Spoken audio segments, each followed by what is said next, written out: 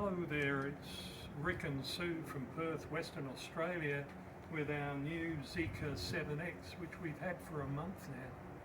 Previously we owned a Jaguar I-Pace for over 5 years and we loved that. So I thought some of you British or Southern European types might be interested in knowing what we thought about this Zeekr Chinese car as compared to, well, in our case, the Jaguar. We've owned a few EVs in our time, we're very EV conscious, and we've got a Cupra for Sue to travel around the city in, and now this replaces the Jag as the long distance car. Just pause. Okay, so I think you'd agree it's a reasonably handsome beast here in this forest green colour. Handsome, yes, not beautiful like the Jaguar was. My wife gets upset, but I always thought of the Jag as the Marilyn Monroe of cars. Gorgeous looking thing. This is the top of the line Zeekr 7X, which means it's got four-wheel drive and Napa leather inside, and it's got these crazy, probably useless automatic doors. Quite nice inside. This has got the grey and black colour scheme for the Napa leather. Ventilated and massaging seats. Goes every which way. Close up the door again. One thing I don't particularly like about the Zeekr 7X are the 21-inch wheels. I think I'd rather have 20s or even 18s, but anyway, they're forged, which means they're a bit lighter and will not have as detrimental effect on economy.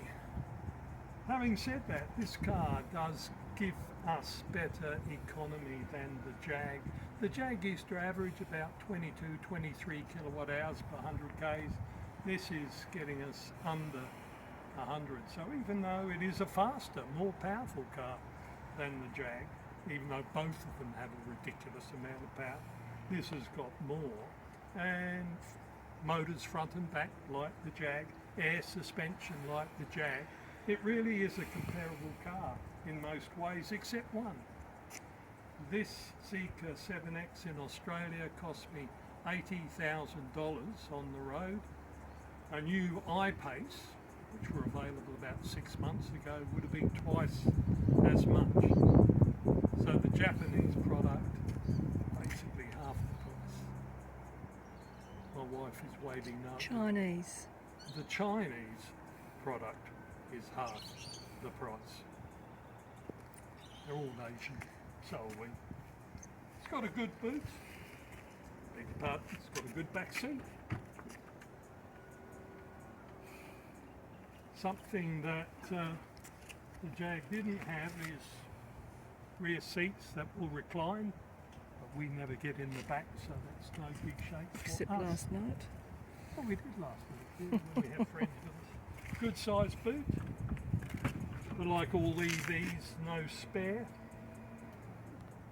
So a good sized car. And it is posh, it's got all the features, all the goodies, and it's very comfortable. Thank you. Okay, my wife Sue is sitting in the driver's seat of our Zeekr. How does it compare to sitting in the Jag, Sue? It's a good comparison. I think they're both on equal par. I think each car has its own features. The Jag and the Zeekr have very similar features. Yep. And I would be pushed to say which I would prefer.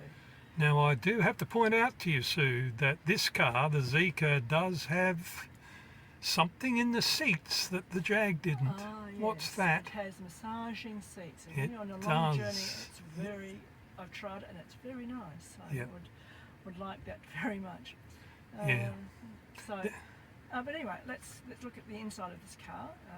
Steering wheel, it's not quite round, but I don't object to it. It's got all your features on here, so you've got your you can do voice control, ask the vehicle to do things. But we find that it's not as good I think it's new technology when it comes to asking the vehicle to do little instructions for you. It seems to get confused about what you're asking and gives up and says it can't help you.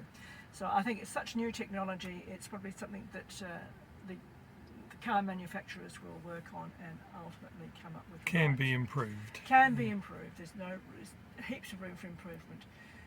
It's all very similar to a normal automatic car. If you can drive an automatic vehicle, you can drive an electric vehicle. Yep. It's got, on the screen here, it's got all kinds of little features. It's something you don't want to play with while you're driving the car, so if you're going to be doing anything to it, please put your car into park mode and then fiddle with the screen. There's a bit of a learning curve with the big screen in the middle, which is something, again, the Jag didn't have. That had a much smaller display. This, I think, is 16 inches. So. Yeah. So, and can you turn it around? I'm not too sure. No. No, you can't. Anyway, it's a pleasant car to drive. I find it a little bit big, but then we're planning to do a trip around Australia, so that's the general reason why I've bought it. Personally, I prefer a smaller car, but then that's for driving around town. Can we see your Cupra? Just in front to the left. Just in front is my wife's car. It's a Cupra Born. That's a lovely little car too. It's a nice little car. It's a great little city runabout. I like it. This is okay to run about in the city, but I wouldn't want to do it on a regular basis. It's made car, for longer distances. Longer distances. It's a very big car, and I find it. I don't like parking in very narrow spaces just in case someone goes and dents it, because that has happened to us and it's most annoying. Absolutely. Is there anything else you want to know about the car? No, I think... I put your phones here to charge them, if you want to. Inductive charging. All the, most of the features on the are on this dial pad down here. You can get press, for example. Yeah. There you go. That opens the boot. There you go. I've just Just what we wanted. Just what we wanted. Can you close it? I wonder. No. No, you can't. Okay. And then you can. There you go. It opens the car door for you. And closes. And closes. Which is all pretty party tricks, isn't it? Yeah, really, they're party it's tricks. Nothing. Yep. So. What the Jag did have that this didn't, remember, was a couple of round dials to manually control the air conditioning, the temperature and the fan. Yeah. I thought that was superior in the Jag, yeah. But no, look, this is adequate. It's a nice car.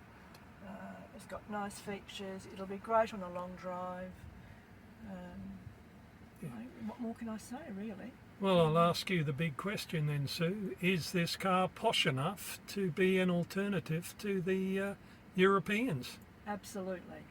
Absolutely. And I think they will appreciate the price. I presume that Zeekr will do a reasonable price in Europe. I would expect them to. They are out there to impress, and I think you would be impressed with a vehicle like this. Yeah. At half the cost of an I-Pace, even though you can't buy them anymore.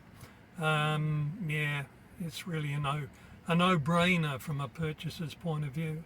And I think the reality is that a Chinese robot is just as good at building cars as, well, for the Jag, an Austrian robot. So, yeah, there you go. My wife Sue says, yes, the Chinese car is posh enough. So, and it's good to drive too, isn't it? It's very good to drive. It's comfortable to drive. It's a very smooth drive. I'll give it that. It does cornering and it does travelling up hills and all this kind of stuff very easily. You don't feel as if you're driving a huge car. It's only when you go to park it that you suddenly realise it is a big vehicle, but it's great. And I think anyone who needs or wants a car like this, you'll enjoy it. I think it'll be a great feature in your carport. Might even get the tongues of your neighbours wagging. So we do recommend it. We do indeed, yes. Yep. Okay then, we'll sign off. Say goodbye. Goodbye.